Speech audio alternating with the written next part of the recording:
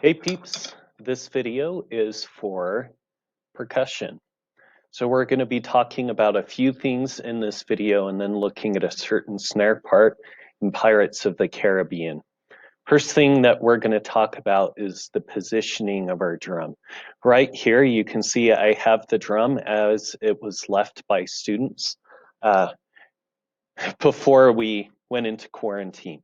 So for where I am right now, we can see that this drum is much too high.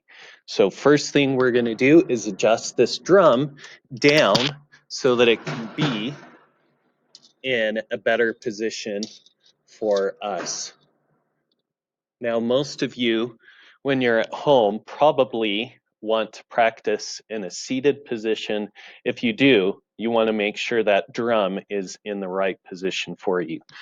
I don't know if you can see this here, but there is a major tilting going on for this drum. We don't want the tilt. So we're going to adjust so that the drum head sits parallel with the floor. So with this one, there's a little knob that we adjust. And now this drum is parallel or close to parallel. Some of you may have noticed this little cloth, this felt cloth that I tied onto the snare drum. What this is for is to serve as a little mute. If it needs to be softer in a specific part and we're playing as soft as we can, then we can plop that up there and we'll get a little bit softer dynamic even though we're playing soft. So for me, this is still too low. So my choices now are to stand up or stand up, basically. We don't want to get into a habit of practicing like drum monkey. We don't want this.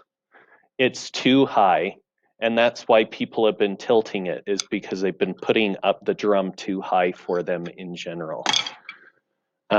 So I'm going to stand up. Now this drum is about in the right position for me now. It's going to be hard to see the recording. It's probably about the best we can do. My head will have to be off screen. But we want to remember that when we're playing snare drum, that our thumbs are to the inside and our knuckles are facing the ceiling. We don't want any of this action that's really easy to creep back into. Really easy bad habit to creep back into. So thumbs in when we're playing. Remember that this is our fulcrum point. That makes it harder to fulcrum in this direction when we've got our sticks in that direction. That's why our position for this drum is in, because that fulcrum point is up and down this way. Up and down this way is harder. We need to control that with our thumbs. Here, we're controlling that with our fingers and with our wrists. Okay, this has been a tutorial on setting up your snare drum. Now we're going to look at measure 29. The rhythm that I'm going to play is tip, jiggle, tip, toe, wiggle, jiggle. Play that with me. 1, set, go. Tip, jiggle, tip, toe, wiggle, jiggle. That was a tip, jiggle, tip, toe, wiggle, jiggle. Let's do that again. 1, set, go. Tip, jiggle, tip, toe, wiggle, jiggle. Sometimes I see my pinkies popping up. Want to keep those pinkies in. Let's do that again. 1, set, go. Tip, jiggle, tip, toe, wiggle, jiggle. Can see that most of my movement is happening at my wrists. Let's do that again. 1, set, go. Tip, jiggle, tip, toe, wiggle, jiggle. Okay, this is actually the rhythm at 29. So if I was playing that, as it is in the music, it would sound like this. 1, set, go.